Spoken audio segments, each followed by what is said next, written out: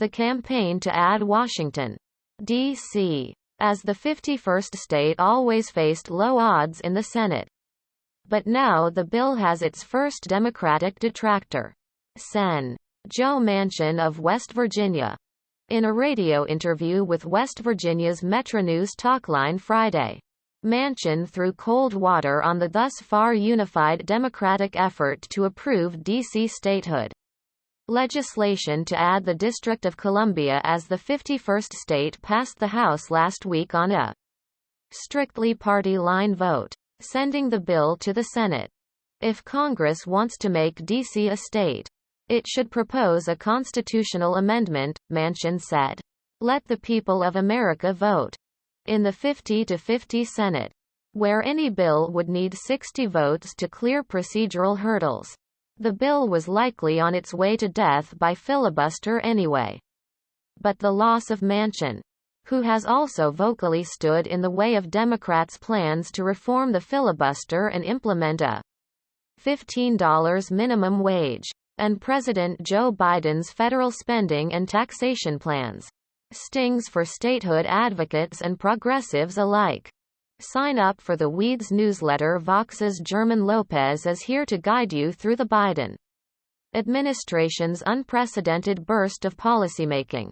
Sign up to receive our newsletter each Friday. Currently, 46 Senate Democrats have come out in favor of the bill, according to the Washington Post, and it has Biden's support. 3 have yet to take a stance, though one, Sen. Jeanne Shaheen, DNH, previously co-sponsored a D.C. statehood bill, and Manchin is the only Democrat in the no column. Republicans appear united in their opposition to the bill.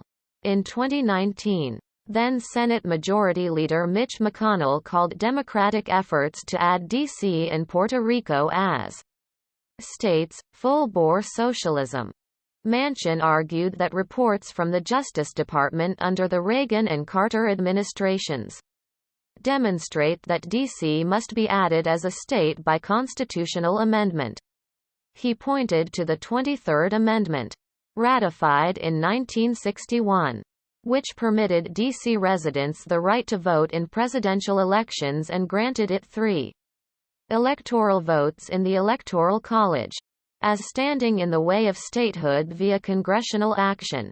He went on to say he would not support unilateral congressional action on the issue, and said he would tell his friends that the matter would end up in the Supreme Court if they pursue a congressional path. Every legal scholar has told us that, Manchin said. So why not do it in the right way and let the people see if they want to change? Quote, all existing 50 states were added to the Union via an act of Congress. Proponents of D.C. statehood, including Democratic Del. Eleanor Holmes Norton, D.C.'s only representative, though non-voting, in Congress, told Politico in a statement that Congress did not need to repeal the 23rd Amendment in order to make D.C. a state. Norton also took a shot at Manchin in an interview with The Washington Post, saying she had never counted on him for support, but instead was counting on electing more Democrats in order to diminish his influence. Stasha Rhodes, the president of D.C. statehood advocacy group 51 for 51, framed the issue in a statement as one of racial justice, and pushed back against Manchin's logic. No member of the Senate should deny voting rights to 700,000 mostly black and brown Washingtonians, based on a flimsy understanding of the Constitution and American history, Rhodes said. A D.C. statehood law is clearly consistent with the Constitution and the 23rd Amendment. But despite the voting rights and racial justice arguments for statehood, the debate surrounding it has become about partisan power, something that Manchin surely knows. As Vox's Jerusalem Demses has reported, Democrats' narrow majority was able to pass statehood legislation when it came to the House floor.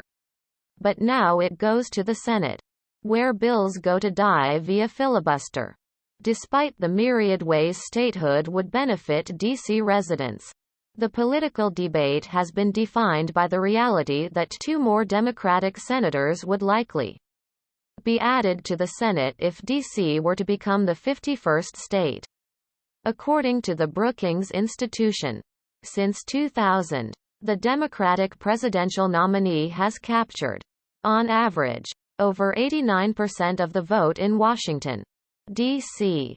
In a statement to Vox, a spokesperson for Sen. Tom Carper, D.D., the Senate bill's sponsor, said the 23rd Amendment was not an impediment to D.C. statehood and that he remained optimistic about the bill's chances. Despite the severe obstacles, Sen. Carper remains actively engaged with colleagues on both sides of the aisle and is confident this can reach the finish line by the end of this Congress, his spokesperson said. With a record amount of Senate co-sponsors and support from the House and White House, Sen.